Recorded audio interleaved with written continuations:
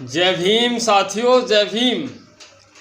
और साथियों, ये जो मैं आपको सुनाने जा रहा हूँ 4-6 लाइनें, इनको ज़रूर सुनना। इनको, इस वीडियो को स्किप न करना, ज़रूर सुनना कि आखिर ऐसी क्या बात है इस वीडियो में जिसको सुनना बहुत ज़रूरी हो गया है। कि साथियों, कि संविधान का आए राज तो फिर कहीं जान बचेगी, और भूल में रहना अंधभक्तों को सबकी गांड फटेगी। कि संविधान का आए राज तो फिर कहीं जान बचेगी, और भूल में रहना न अंधभक्तों सबकी गांड फटेगी। कि साथियों, अगर जैसे कुछ लोग मानते हैं कि बोले संविधान गलत है, तो मैं बता दूं साथियों कि अगर संविधान इस देश का बदला जाता है पूरे तरीके से, यानी मनुस्मृति फिर से लागू होती है, तो इसमें बहुत सारी जातियों को गुलामी में जाना पड़ेगा, एससी के अलावा ओबीसी में भी, और बल्कि जातियों को गुलामी में जाना पड़ेगा।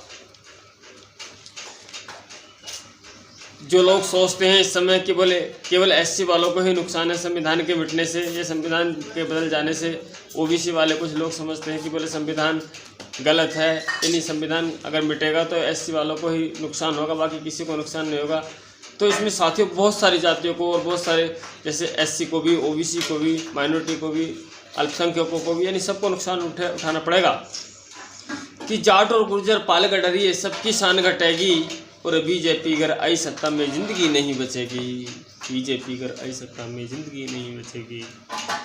कि साथियों, जाट और गुर्जर पाल गढ़ रही है, यानी हमारी जो ओबीसी में बड़ी बड़ी कुछ जातियां हैं, जो लोग सोचते हैं कि हम ऊंची जात वाले हैं, मगर उनको ये नहीं पता कि हाँ, आखिर हम बहुजन समाज का ही एक हिस्सा हैं, उसका ही एक अंग है, जिसको मान्यवर काशीराम जी ने बनाया था, और आज बहन जी उसको लेकर चल रही हैं।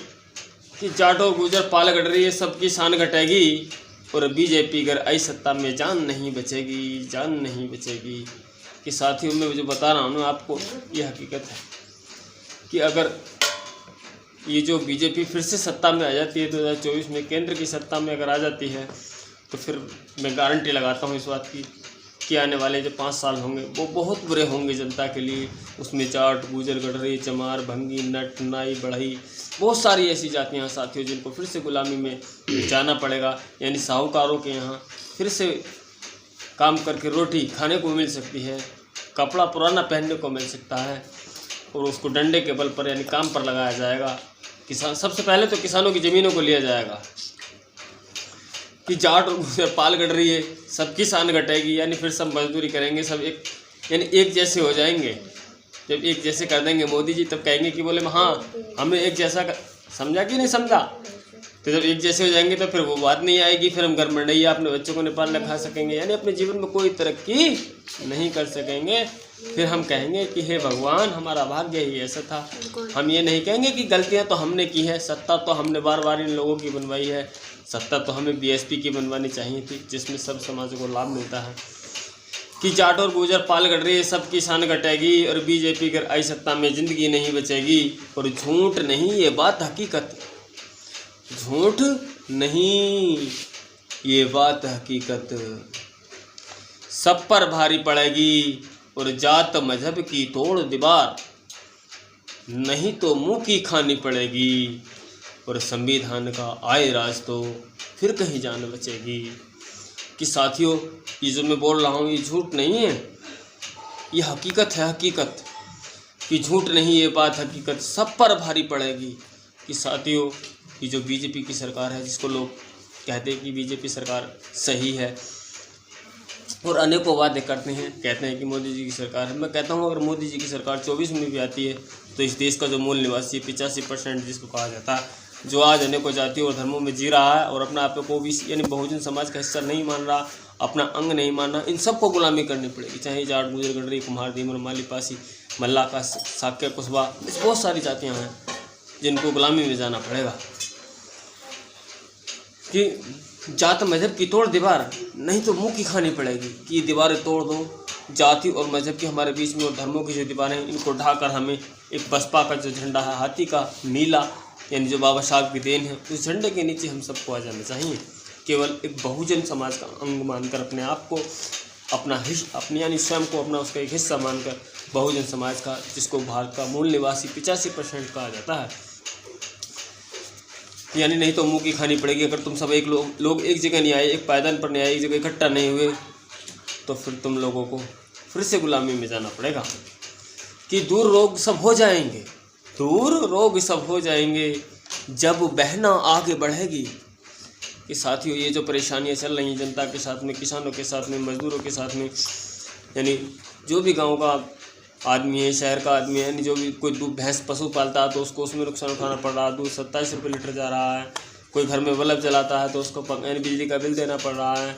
कोई अगर गैस का सिलेंडर खरीद कर लाता है तो उसको 1100, 900, 1200 तक लेना पड़ता है। साथियों, कोई मोटरसाइकिल, बाइक लेकर या 4 व्हीलर गाड़ी लेकर जाता है तो उसको 2-2 हज़ार, 5-5 हज़ार तक के चालान भरने पड़ जाते हैं। साथियों, हमें अपने अपने पशु भी छोड़ने पड़ते हैं। बहुत सारे नुकसान है साथियों, हम लोग समझ नहीं पाते। यानी हम समझ रहे हैं कि धीरे धीरे हमारे पैरों के नीचे से मिट्टी निकाली जा रही है और हमको कमज़ोर किया जा रहा है। कि दूर रोग सब हो जाएंगे जब बहना आगे बढ़ेगी और सर्वजनों के सम्मान में, सर्वजनों के सम्मान में बसपा सरकार चलेगी। कि साथियों, जब बहना की सत्ता आएगी तो फिर से उत्तर प्रदेश की तरह यानी पूरे देश को रोशन किया जाएगा। गाँवों को ऐसा स्मार्ट गांव बनाए जाएंगे जैसे कि हमारे उत्तर प्रदेश में बनाए गए थे।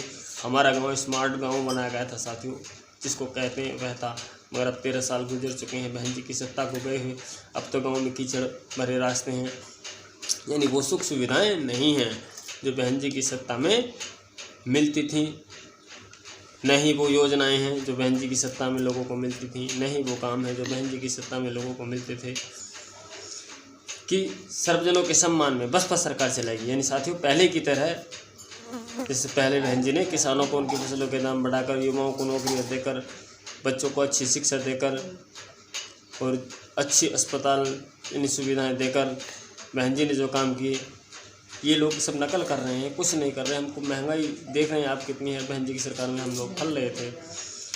कि न जाति न धर्म की आग, न जाति और न धर्म की आग फिर नहीं लगेगी। जाति और धर्म की आग फिर नहीं लगेगी और मिले रोजगार फिर हर जन को, मिले रोजगार फिर हर जन को, गाड़ी आगे बढ़ेगी और संविधान का राज आए तो फिर कहीं जान बचेगी। कि साथियों, यानी ये जो धर्मों की आग लगती हैं, यानी दंगे जो होते हैं जाति और धर्म के नाम पर, मजहब के नाम पर, ये दंगे आपको बहन जी की सत्ता में देखने को नहीं मिलेंगे। क्योंकि बहन जी शासन सख्त चलाती हैं, मस्त चलाती हैं। कि न जाति न धर्म की आग फिर नहीं लगेगी और मिले रोजगार फिर सभी को, गाड़ी आगे बढ़ेगी। कि साथियों, सबको रोज़गार मिलेगा, मजदूरों को मिलेगा।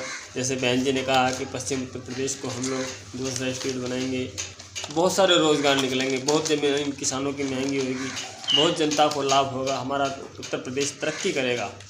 तो कहने का तात्पर्य मतलब यही है साथियों कि आपको मेरा वीडियो, मेरी पंक्तियाँ पसंद आई हैं तो ज़रूर वीडियो को लाइक करें और कमेंट ज़रूर करें साथियों।